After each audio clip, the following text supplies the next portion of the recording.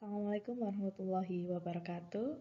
Saya Umi Nandira, dosen akuntansi Fakultas Ekonomi dan Bisnis Universitas Islam Malang. Dalam kesempatan kali ini, saya akan menjelaskan materi terkait akuntansi UMKM. Nah, ini nanti yang akan kita bahas yaitu tentang siklus akuntansi. Akuntansi adalah sebuah sistem. Kemudian kita juga akan membahas tentang siapa saja pengguna laporan keuangan yang dihasilkan oleh akuntansi. Kemudian ada ragam transaksi dalam UMKM dan pencatatan transaksi ke dalam jurnal serta posting ke buku besar. Pada dasarnya akuntansi UMKM itu tidak jauh berbeda dengan akuntansi untuk perusahaan yang besar ya, untuk perusahaan yang non UMKM atau perusahaan yang sudah go public.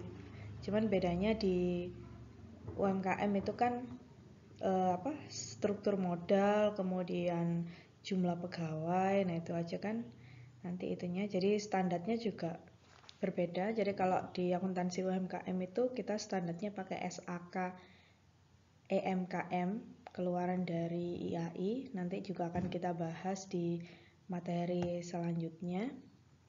Nah, ini tujuan akuntansi untuk UMKM. Jadi meskipun UMKM itu usaha yang skalanya kecil ya, cuman alangkah lebih baiknya kalau dia itu punya akuntabilitas atau sistem akuntansi, sistem pertanggungjawaban yang jelas. Nah, tujuannya apa? Yang pertama adalah untuk akuntabilitas atau pertanggungjawaban. Baik itu pertanggungjawaban kepada pemilik atau pertanggungjawaban kepada investor kalau ada ya. Yang kedua adalah untuk menyusun strategi perusahaan. Nah, jadi kalau ada laporan keuangan itu kan kita bisa tahu ya, ini penjualannya naik apa turun, kemudian penentuan harga pokoknya bersaing apa enggak dengan para pesaing lainnya. Nah, itu jadi dari laporan keuangan atau dari informasi yang dihasilkan oleh akuntansi, kita bisa menyusun strategi yang akan diterapkan dalam usaha. Kemudian yang kedua adalah efisiensi manajemen. Nah, itu bisa untuk strategi biaya, bisa untuk penghematan biaya, atau mungkin manajemen keuangan lainnya. Nah, kalau tiga ini sudah terpenuhi, kan nanti finalnya adalah kita bisa memberikan pelayanan yang baik kepada konsumen dengan memaksimalkan apa yang ada di dalam usaha UMKM itu sendiri. Itu jadi karena kegiatan utama akuntansi itu adalah mengolah data-data keuangan dengan menganalisis transaksi, mengukur, mencatat, dan memprosesnya hingga menghasilkan laporan keuangan. Sehingga kalau akuntansinya itu berjalan dengan baik gitu ya, itu bisa menghasilkan informasi yang akurat untuk pengambilan keputusan-keputusan yang strategis dalam perusahaan. Nah, ini saya mereview ya siklus akuntansi. Karena kalau siklus akuntansi ini kan sudah dipelajari di mata kuliah dasar akuntansi ya, pengantar akuntansi. Nah, ini siklus akuntansi itu dimulai dari bukti transaksi yang kemudian dicatat ke dalam jurnal, kemudian diposting ke buku besar, dibuatkan buku besar pembantu bila perlu. Kemudian setelah dari buku besar kita buat neraca saldo, ada jurnal penyesuaian, mungkin nanti ada juga jurnal koreksi bila diperlukan. Kemudian jadilah neraca lajur, dari neraca lajur kita bisa membuat laporan keuangan dan seterusnya. Nah, akuntansi itu bukan sekedar mencatat transaksi ya, tapi akuntansi itu adalah sebuah sistem.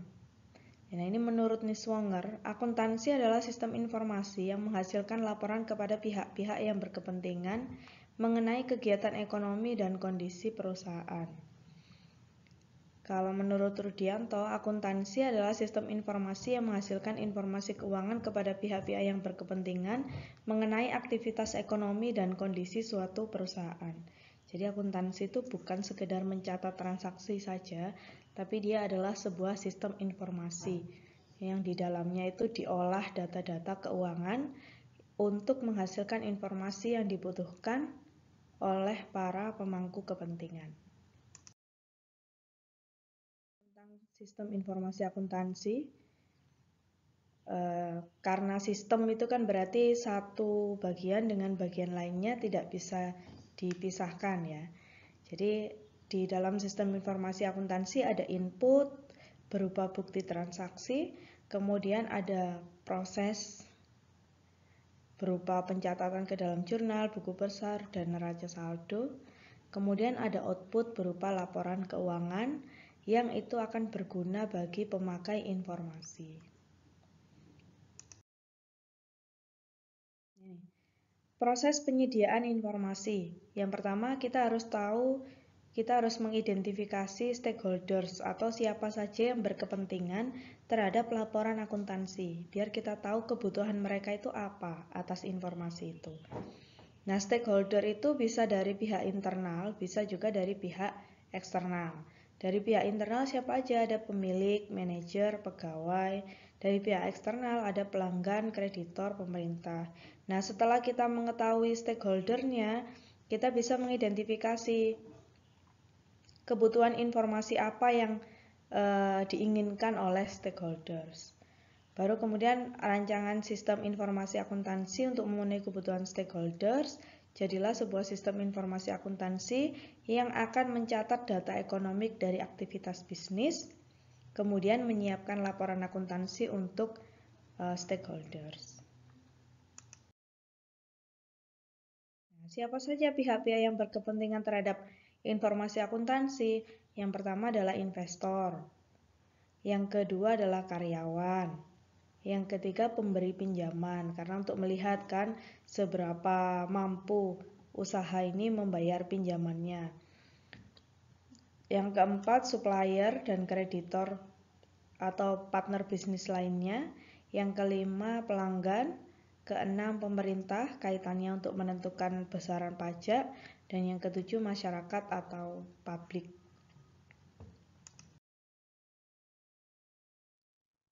Nah ini apa saja transaksi yang lazim terjadi dalam operasional UMKM? Nah, sepertinya ini tidak jauh berbeda dengan usaha-usaha lainnya ya, meskipun nggak bentuknya UMKM. Jadi transaksi yang pertama pastinya transaksi dengan pemilik, yaitu kaitannya dengan penanaman modal ataupun penarikan prive.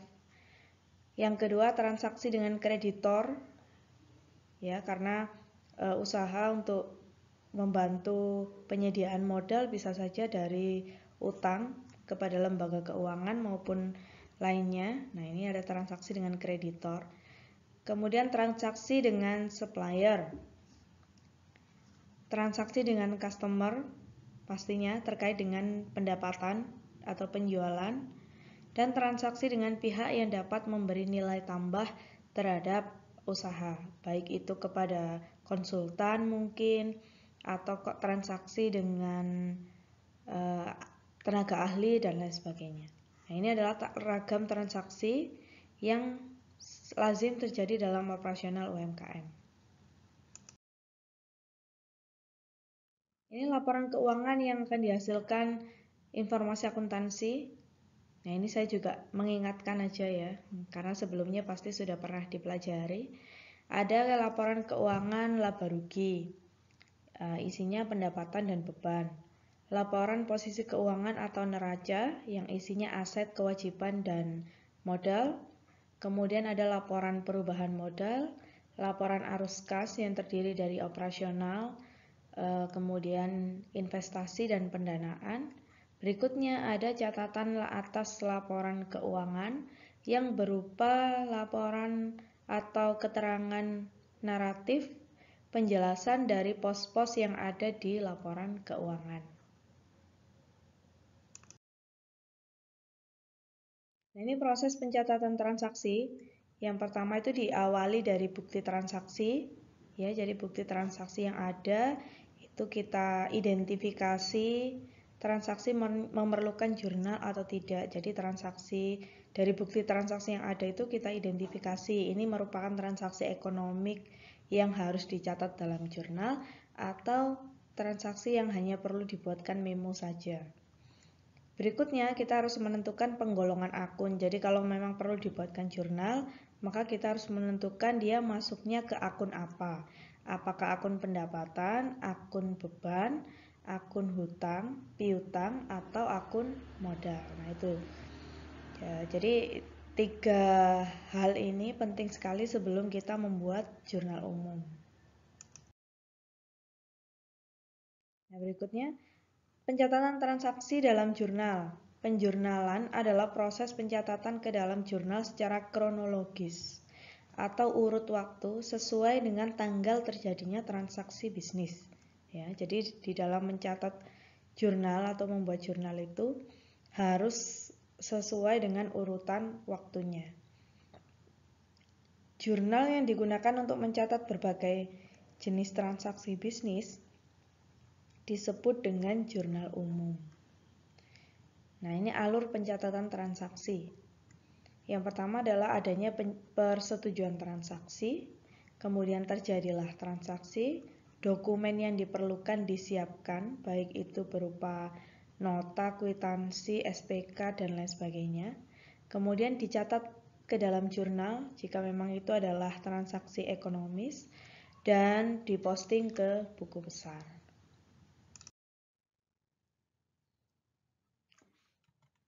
Nah, ini contoh penjurnalan transaksi bisnis. Ada sebuah transaksi yaitu tanggal 1 Juni, Mutiara Daraja menginvestasikan dana dan peralatan foto masing-masing senilai 10 juta dan 15 juta ke dalam perusahaan sebagai modal awal. Maka pencatatannya ke dalam jurnal umum adalah kas peralatan foto di debit ya karena bertambah, kasnya sebesar 10 juta dan peralatannya 15 juta, modal 25 juta, penyetoran modal awal.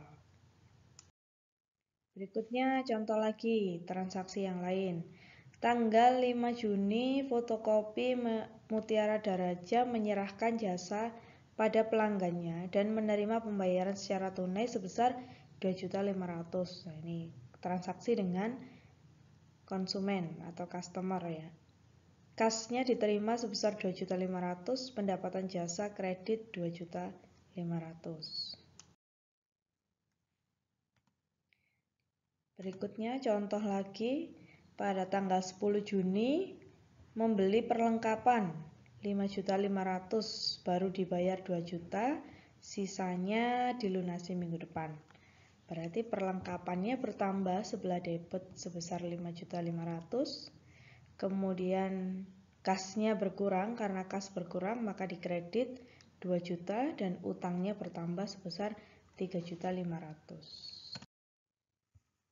Berikutnya adalah kita posting ke buku besar. Posting ke buku besar atau pemindah bukuan adalah suatu proses untuk memindahkan akun-akun yang ada di buku jurnal ke dalam akun-akun yang sama di buku besar. Buku besar itu merupakan kumpulan akun-akun yang saling berhubungan. Akun-akun yang ada di buku besar bisa berbentuk T atau akun berbentuk kolom. Kita lihat contohnya. Dari sebuah transaksi, kemudian dicatat ke dalam jurnal dan diposting ke buku besar. 1 Desember, Net Solution membayar premi asuransi sebesar $2.400 untuk 2 tahun mendatang. Berarti jurnalnya adalah asuransi dibayar di muka pada kas. Kemudian kita posting ke akun buku besar untuk asuransi dibayar di muka. Ini adalah buku besar yang berbentuk kolom. Nah, bagaimana postingnya? Tanggalnya kita posting di sini. Kemudian angkanya di debit, posting di sini. Nah, ini sama ya, saldonya 2.400.000. Post referensinya juga diposting sesuai dengan halaman yang ada di jurnal. Nah, ini cross referensinya diposting sesuai dengan akun nomor berapa yang ada di buku besar. Oke, contoh lagi.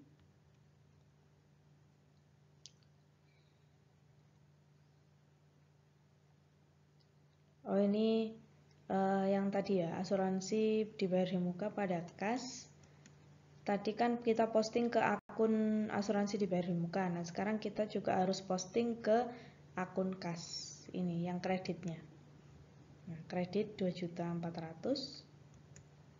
Kemudian saldonya 3.500.000. Ini kalau yang nomor 2 ini dari jurnal sebelumnya gitu ya. Karena kan memang kalau posting ke buku besar itu harus dikelompokkan sesuai dengan akunnya.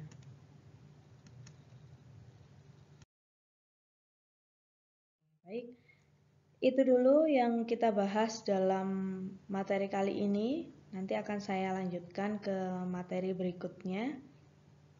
Selamat belajar. Terima kasih. Wassalamualaikum warahmatullahi wabarakatuh.